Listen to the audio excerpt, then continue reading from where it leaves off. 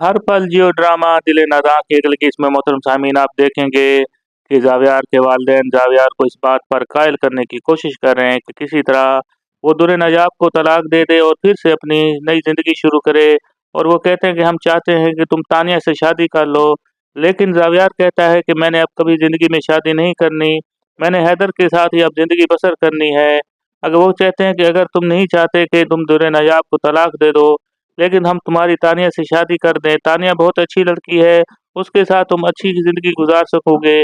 और हमने ये भी देखा है कि तानिया हैदर का बहुत ज़्यादा ख्याल रखती है और हर वक्त उसके साथ मोहब्बत से पेश आती है, और हैदर भी उससे बहुत ज़्यादा मानूस हो गया है।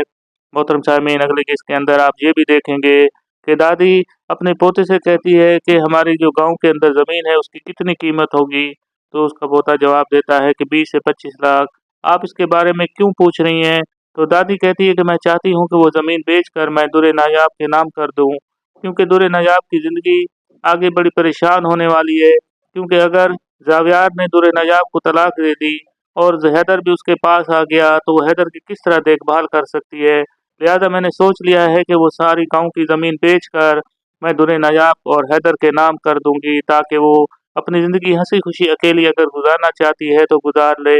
लेकिन उसका पोता बहुत परेशान हो जाता है क्योंकि उसने वो ज़मीन तो पहले ही बेच दी थी, अपने अल्ले-तल्ले खर्चों के अंदर वो खर्च कर दी थी।